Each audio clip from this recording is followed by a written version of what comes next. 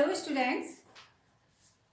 आज हमारा एक नया टॉपिक स्टार्ट करेंगे हम विकास के सिद्धांत। और विकास के सिद्धांत में सबसे पहला जो सिद्धांत आता है वो आता है मनोविश्लेषणात्मक विकास का सिद्धांत, यानी कि सिगमंड फ्रायड। तो आज हम किसको पढ़ेंगे? आज हम पढ़ेंगे सिगमंड फ्रायड को और सिगमंड फ्रायड के मनोविश्लेषणात्मक सिद्धांत को। तो शुरू करते हैं। कौन सा सिद्धांत? विकास के सिद्धांत के तहत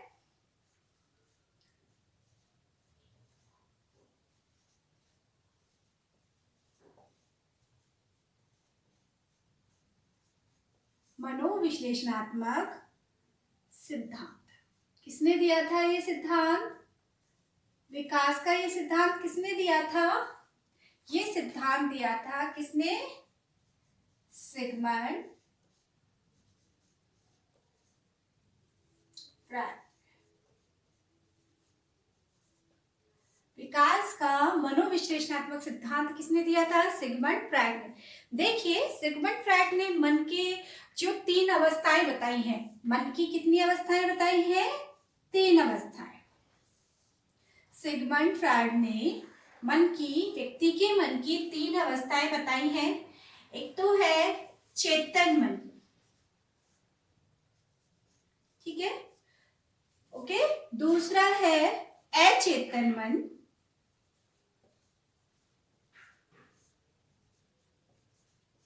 तीसरा है अर्धचेतन मन।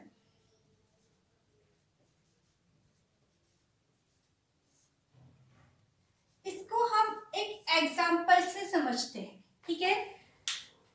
मन की सिगमंड फ्रायड ने 3 विशेषताएं बताई हैं, चेतन मन, अचेतन मन और अर्धचेतन मन। अब मैं आपको एक एग्जाम्पल देती हूँ। मैं आपको पढ़ा रही हूँ, क्या पढ़ा रही हूँ मैं आपको? मनोविश्लेषणात्मक सिद्धांत। किसका है ये? सिगमंड फ्रायड का, ठीक है। अगर आप पूरी तरह से अपना ध्यान केंद्रित कर रहे हो, पूरी तरह से इस टॉपिक पर कंसंट्रेट कर रहे हो, यानी कि इसके अलावा आपके दिमाग में और कोई विचार नहीं आ रहा है कि मुझे वहां खेलने जाना है, या फिर मैं ऐसा करता हूँ कि जो है जायकों की जगह और कोई सब्जेक्ट पढ़ लेता हूँ, या मुझे पहले मैं खाना खा लेता हूँ, वो चीज जो है वो नहीं होती है, ठीक है। यदि आप अपना ध्यान केंद्रित रखते हो, ठीक है, तो वहां पर जो होगा वो होगा आपका चेतन मन, यानी कि मस्तिष्क की जागृत अवस्था, ध्यान केंद्रित करण की अवस्था। यदि आप किसी चीज पर अपना ध्यान केंद्रित करते हो, ठीक है, और उसको क्या बोलते हैं? मस्तिष्क की जागृत अवस्था, ठीक है, ध्यान केंद्रीकरण की अवस्था। वो किसके अंतर्गत आता है? चेतन मन के अंतर्गत। बहुत सारी ऐसी चीजें हैं, जैसे कि आप के अंदर एक चित्रकार छिपा हुआ है ना। सपोज दैट आपके अंदर एक चित्रकार छिपा हुआ है, लेकिन आपके पेरेंट्स ने आपको बोला कि चित्रकार का कोई भविष्य नहीं होता है, आपको ये जो आपकी जो जिसमें आपका इंटरेस्ट है आपको इसको छोड़ना है, और आपको जो किसी और फील्ड में वो जाने के लिए आपको फोर्स करते हैं, ठीक है। आपकी इच्छा चित्रकार बनने की थी, लेकिन आप बन गए, एग्जाम्पल फॉर एक टीचर आप बन गए, या आप एक डॉक्टर बन गए, ठीक है, लेकिन आपकी इच्छा क्या थी? चित्रकार बनने की। अब आपकी जो वो इच्छा है वो क्या हो गई? दब गई। इच्छा क्या हो गई? दब गई, यानी कि वो इच्छा हम ये कह सकते हैं कि आपकी जो इच्छा है वो कहाँ चली गई? रिसाइकिल बिन में चली गई, ओके। अब आप उस चीज को भूल चुके हो, तो यानी कि जो दमित इच्छा आपकी, वो जो इच्छाएं, ऐसी जो इच्छाएं होती हैं, ठीक है, ऐसी इच्छाएं जो होती हैं वो अचेतन मन के लक्षण होते हैं, अचेतन मन की विशेषता होती है, ठीक है। अब हुआ क्या?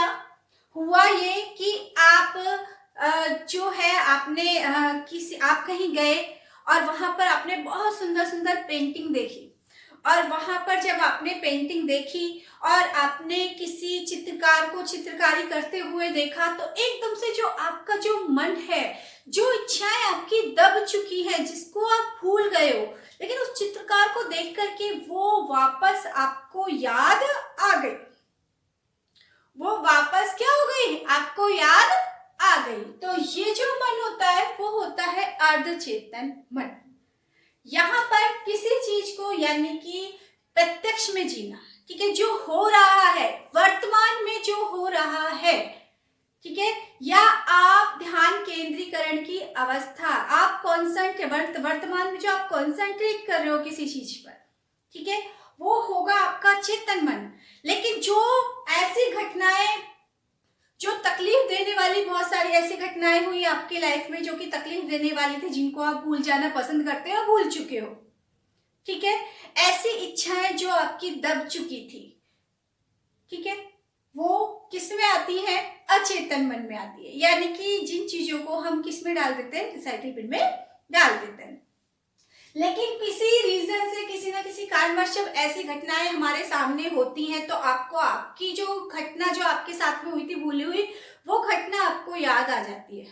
यानी कि बचपन में आपने किसी अपने को खोया है, सपोज दैट उसका एक्सीडेंट हो गया था, एक्सीडेंट में आपने किसी अपने को खो दिया। लेकिन जब आप किसी का इस तरह का एक्सीडेंट देखते हो जिसमें आप अपने किसी व्यक्ति को, जिसमें कोई व्यक्ति चला जाता है, जिसकी डेथ हो जाती है, हम ये कह सकते हैं, तो किसी एक्सीडेंट में, तो एकदम से आपको वो घटना याद आ जाती है, एकदम से आपको वो घटना याद आ जाती है, ठीक है, वो क्या कहलाता है, अर्धचेतन मन। क्लियर? अब मैं आपको बताती हूं कि जो चेतन मन है वो क्या है। चेतन मन मस्तिष्क की जागृत अवस्था, मस्तिष्क की क्या है, जागृत अवस्था है। यदि हम इसको देखें तो ये मन का कितना परसेंट है, 10%। कितना है ये मन का, 10%। मन का कितना है ये, 10%, ठीक है। अगर हम देखें अचेतन मन को, किसको, अचेतन मन को, इसको क्या बोलते हैं हम, या हम ये कह सकते हैं कि किसी चीज पर ध्यान केंद्रित करना। क्लियर? अब देखते हैं हम अचेतन मन। देखो सबसे ज्यादा यदि सिगमंड फ्रायड ने अध्ययन किया था, स्टडी की थी, ठीक है,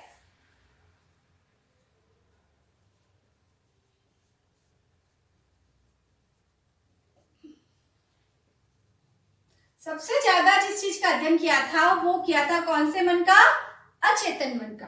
अब अचेतन मन में क्या आता है, देखो अचेतन मन जो होता है वो कितना होता है, 90%। कितना होता है, 90%। मन का कितना होता है, 90%, यानी कि सबसे अधिक अचेतन मन, ठीक है। अचेतन मन में क्या आता है, हमारी दमित इच्छाएं। अच्छा, इच्छाएं क्यों दमित होती हैं, कोई बताएगा? अच्छा, बता तो आप नहीं सकते हो, ठीक है, लेकिन हाँ भाई सोच तो सकते हो ना, खुद को तो जवाब दे सकते हो। इच्छाएं कब दमित होती हैं, जब हम एडजस्ट नहीं कर पाते हैं, जब हम समायोजन नहीं कर पाते हैं, ठीक है, क्योंकि आपकी इच्छा चित्रकार बनना थी, मैंने अभी आपको एग्जांपल दिया, लेकिन वहां पर आपकी सोच और आपके पेरेंट्स की सोच वहां पर नहीं मिल रही है, तो वहां पर एडजस्टमेंट नहीं हुआ, ठीक है, तो वो इच्छाएं क्या हो गई, दब गई, ठीक है। तो दमित इच्छा, भूली हुई घटनाएं,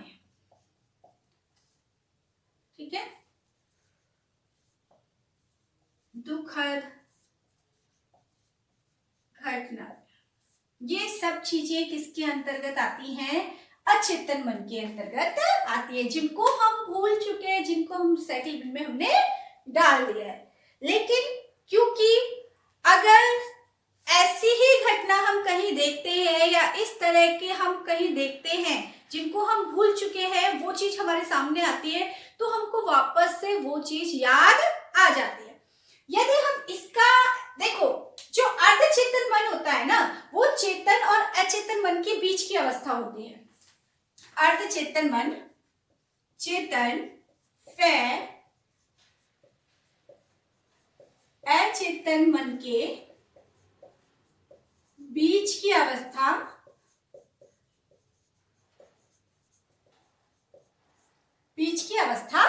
होती है। ठीक है, अब देखिए इसमें होता क्या है, जैसे कि कोई भूली हुई बात अचानक याद आ गई, भूली हुई घटना का अचानक याद आना। ठीक है, या किसी बात को अचानक भूल जाना, हकलाना,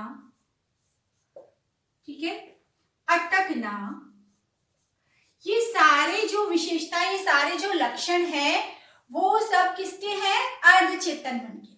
ये सारी चीजें किसके कारण होती है, अर्धचेतन मन की अवस्था में। ये सारी चीजें अर्धचेतन मन की अवस्था में होती है। तो मेरे ख्याल से क्लियर हो गया होगा आपका। सिगमंड फ्रायड ने मन को 3 भागों में बांटा है, चेतन मन, अचेतन मन और अर्धचेतन मन। चेतन मन मस्तिष्क की जागृत अवस्था होती है, यानी कि वर्तमान स्थिति, जिस पर ध्यान केंद्रीकरण की अवस्था होती है, जिस पर आप अपना क्या है, किसी चीज पर आप अपना कितना कॉन्सेंट्रेट कर रहे हो, यानी और चीजें आपके दिमाग में नहीं आती हैं। ये कितना होता है, 10% होता है। मन का कितना होता है, ये 10% होता है। या हम इसको देखो, कई जगह 1/10 भी दिया हुआ है। ठीक है, बात वही है।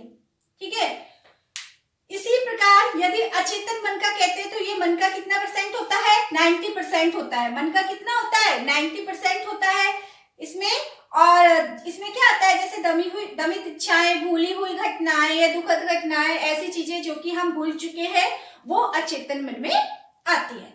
अर्धचेतन मन, इन दोनों की सिगमंड फ्रायड ने सबसे अधिक अध्ययन किस पे किया था, अचेतन मन पे किया था।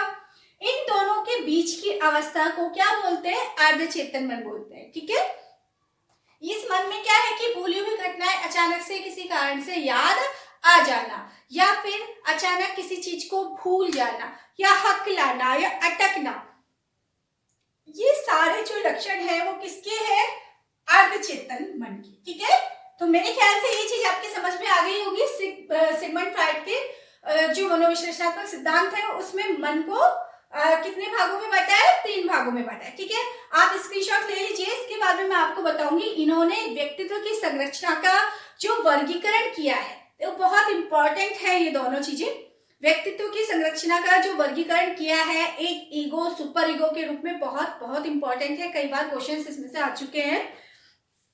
तो इड कौन सी अवस्था होती है, ईगो कौन सी अवस्था होती है, सुपर ईगो कौन सी अवस्था होती है, वो चीज मैं आपको बताऊंगी। आप लोग इसको स्क्रीनशॉट ले लीजिए।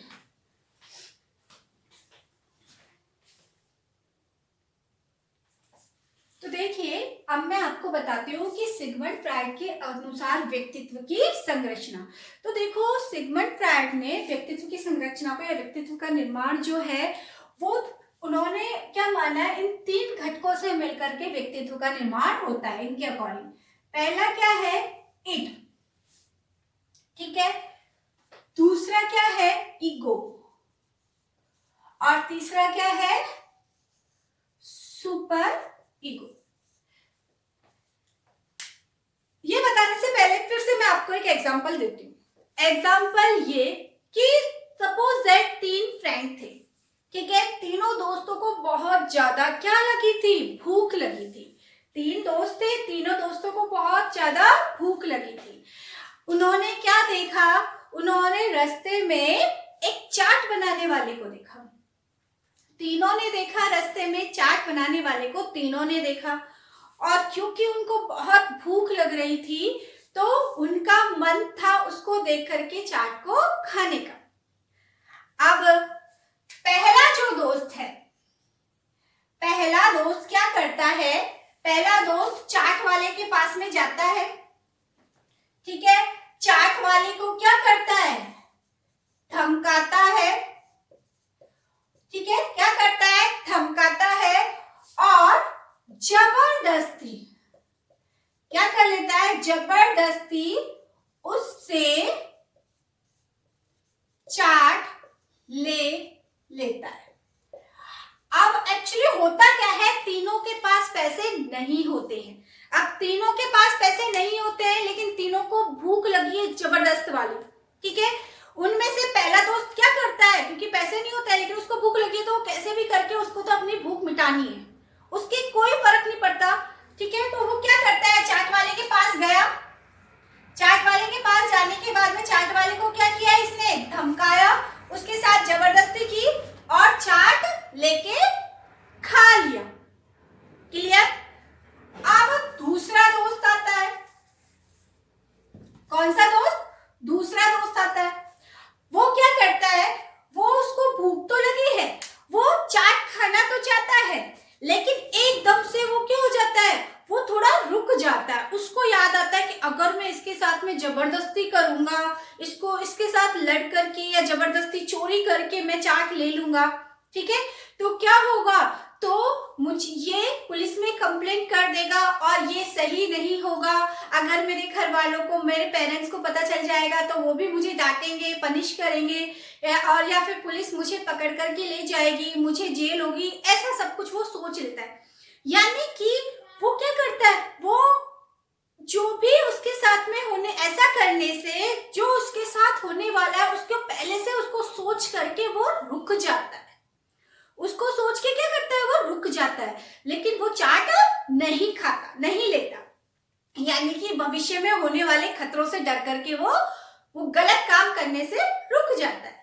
अब तीसरा जो दोस्त है, वो क्या सोचता है, भूख तो उसको लगती है, लेकिन वो क्या कहता है, नहीं, हमें किसी के साथ में भी गलत नहीं करना चाहिए, हमें खुद कमा के खाना चाहिए, बिना किसी का दिल नहीं दुखाना चाहिए।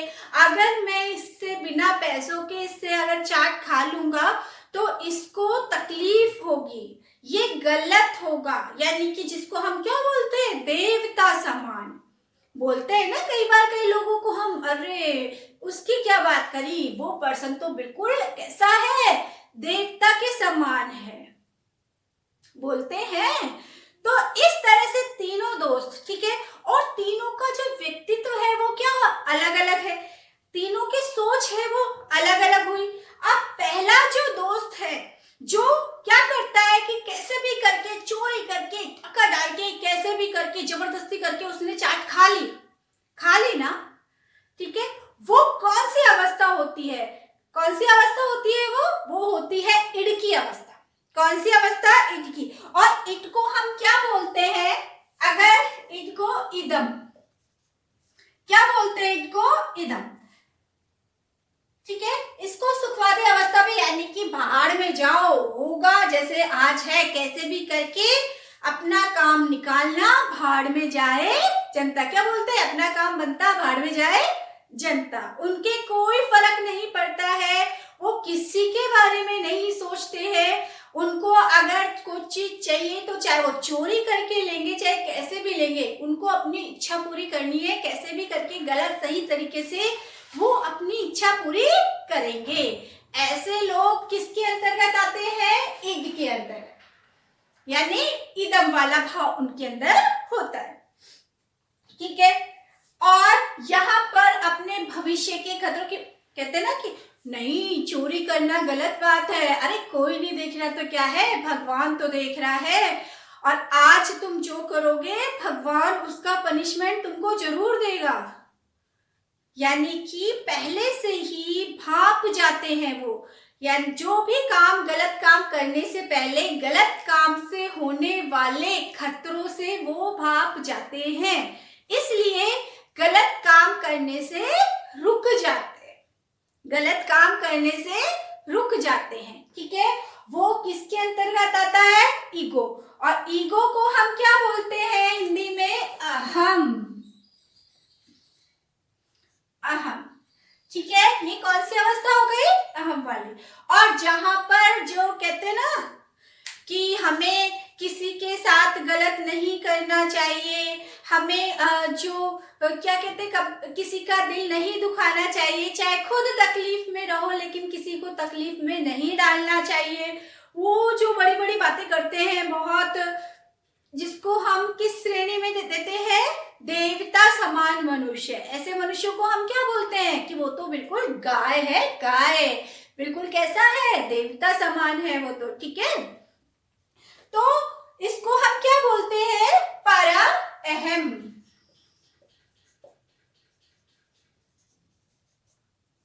para अहम। तो देखो इनकी जो विशेषता है वो मैं आपको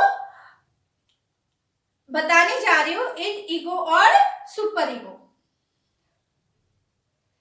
सबसे पहले लेते हैं हम किसकी, इदम, ईद। ईद की यदि हम बात करें तो ईद की सबसे पहली विशेषता क्या है कि ये जो सिद्धांत है वो सुखवादी सिद्धांत पर आधारित है।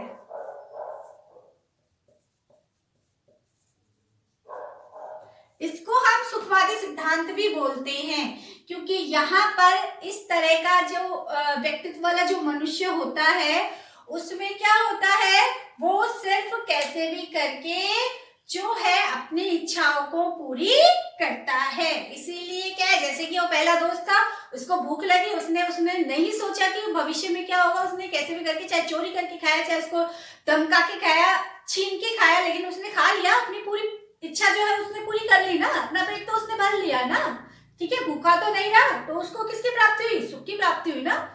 तो ईद जो है वो सुखवादी सिद्धांत पर आधारित है। और इसकी यदि हम मन की बात करें तो ऐसे व्यक्ति का जब मन होता है वो कैसा होता है, अचेतन। ये अवस्था कौन सी होती है, मन की अचेतन अवस्था। कौन सी होती है, अचेतन अवस्था। ये मैं आपको अभी बताऊंगी, ठीक है।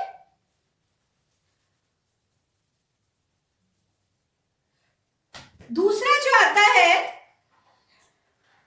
इसकी जो दूसरी विशेषता है वो क्या है कि ऐसे जो मनुष्य होते हैं उनको उचित और अनुचित का ज्ञान नहीं होता है।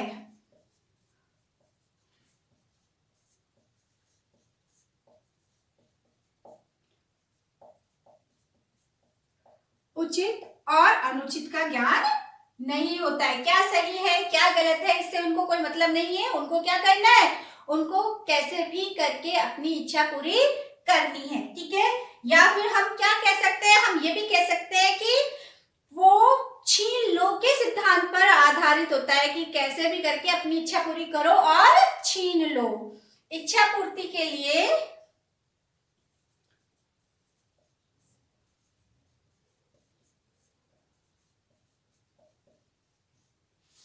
अपनी इच्छा पूर्ति के लिए छीन लो के सिद्धांत पर या फिर हम कहते हैं छीन लो की भावना पर आधारित होता है, ठीक है। इच्छा पूरी करनी है तो चाहे छीन लो, कैसे भी करके चाहे चोरी करो, डाका डालो, लेकिन अपनी इच्छा पूरी करो।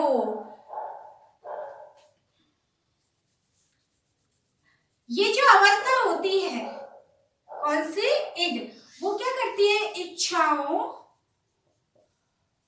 और कामनाओं को जन्म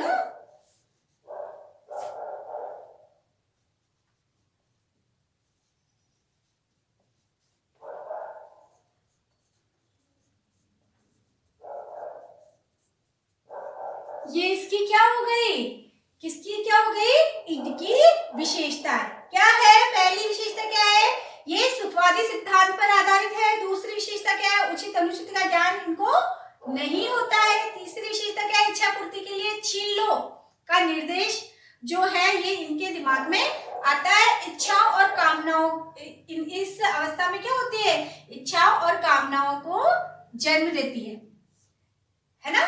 इदम जो होती है ये अवस्था इच्छा और कामनाओं को जन्म देती है, ठीक है। तो ये चीज आपके समझ में आ गई। अब हम आते हैं ईगो यानी कि अहम।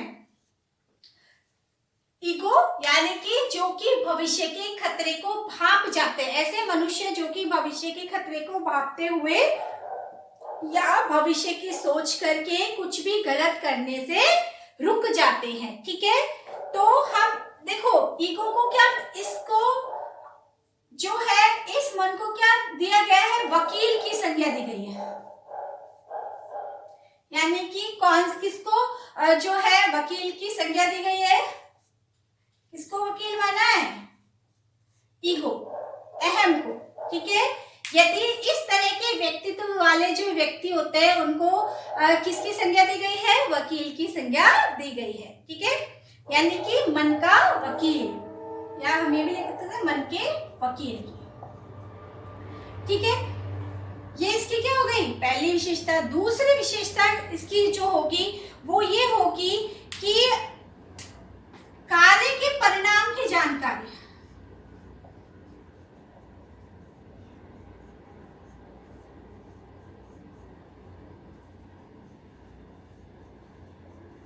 कार्य के परिणाम की जानकारी इनको हो जाती है।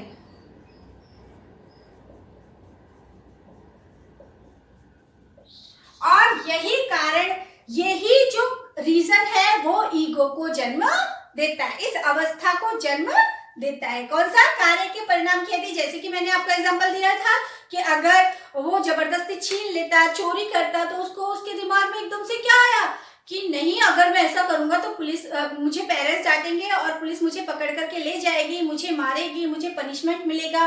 वो सारी चीजें इसके अंदर आ जाती है।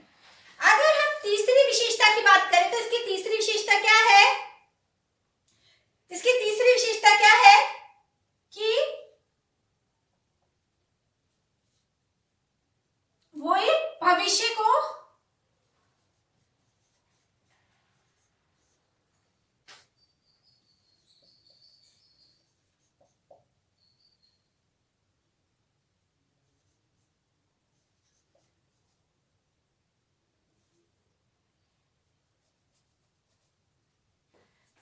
हम ये कह सकते हैं कि भविष्य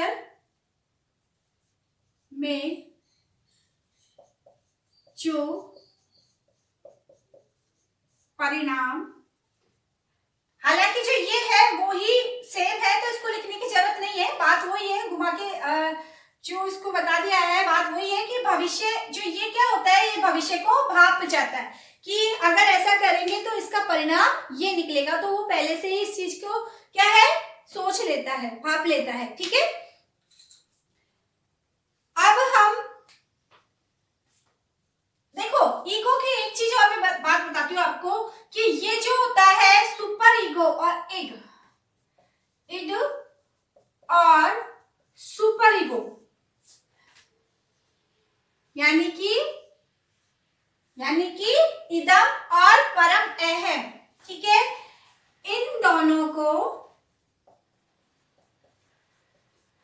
ईगो और सुपर ईगो, इन दोनों के बीच में क्या करता है? तालमेल बैठाता है। तालमेल बैठा दोनों के बीच तालमेल बैठाने का काम करता है।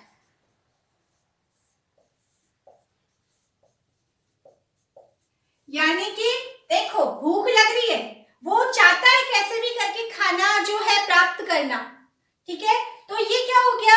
ये इसकी इदम वाला लक्षण हो गया। ठीक है, लेकिन फिर भविष्य में होने वाला जो परिणाम है उससे वो डर रहा है, तो वो क्या हो गया? परम अहम वाला। तो सुपर ईगो और इड, इन दोनों के बीच का जो तालमेल होता है उसको हम ये कह सकते हैं कि वो क्या होता है? ईगो होता है। और परम अहम की तो बात होती है, इसको हम क्या बोलते हैं? देवता सामान्य, देवता जैसी, है ना, देवता जैसी सोच है, देवता समान जिसको हम बोलते हैं। ठीक है, देवता समान, इनको क्या माना जाता है? देवता समान। ठीक है, दूसरा इनकी क्या होती है? नैतिकता और आदर्शों से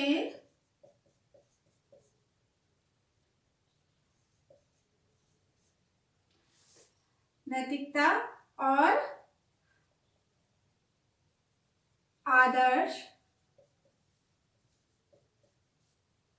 गुणों से।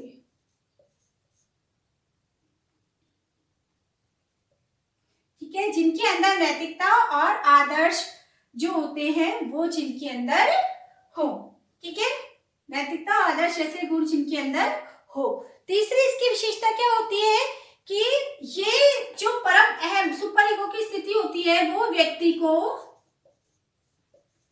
अच्छे कार्यों की ओर अग्रसर करती है, अच्छे कार्यों की ओर अग्रसर करती है, अच्छे कार्यों की ओर ले जाते हैं। ठीक है, तो मेरे ख्याल से ये चीजें आपके समझ में आ गई होगी तीनों।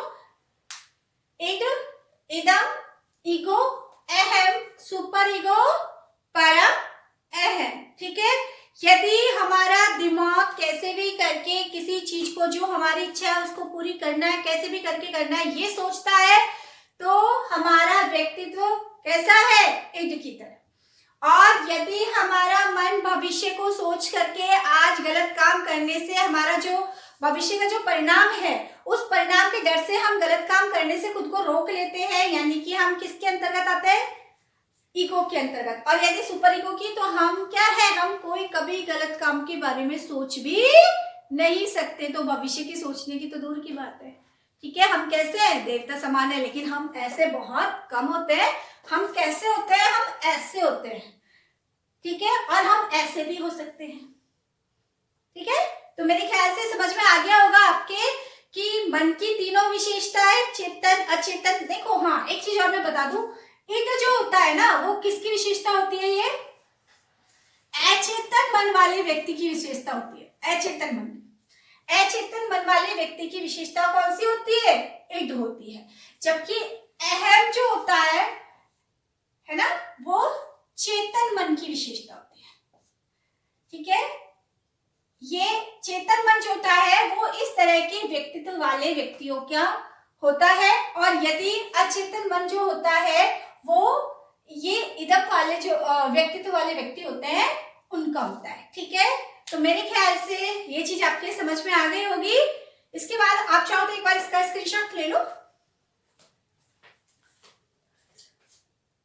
क्योंकि हम लोग सिगमंड फ्रायड जो है वो पढ़ रहे हैं, इसलिए मैं आपको बता देती हूँ। यदि हम जो मूल प्रवृत्ति सिगमंड फ्रायड ने जो मूल प्रवृत्तियां बताई हैं, वो कितनी बताई हैं, 2 मूल प्रवृत्तियां बताई हैं, जिजीविषा और मुमूर्षा। यानी कि जिजीविषा जीवन प्रवृत्ति, ठीक है, और मुमूर्षा मृत्यु।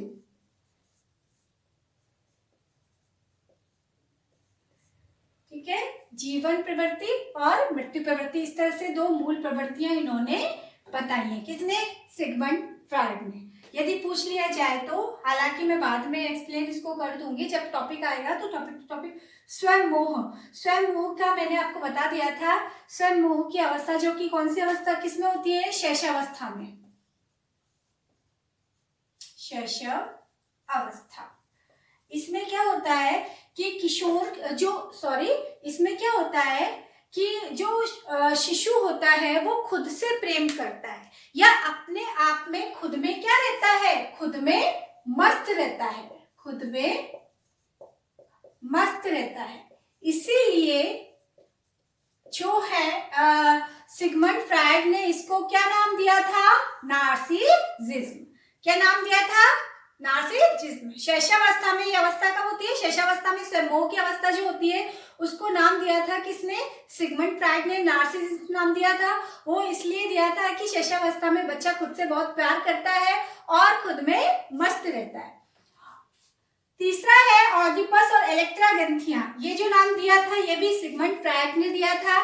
इनका क्या मानना था कि जो ऑडिपस जो ग्रंथि होती है वो किसमें होती है, लड़कों में होती है, और इलेक्ट्रा ग्रंथि जो होती है वो किसमें होती है, लड़कियों में।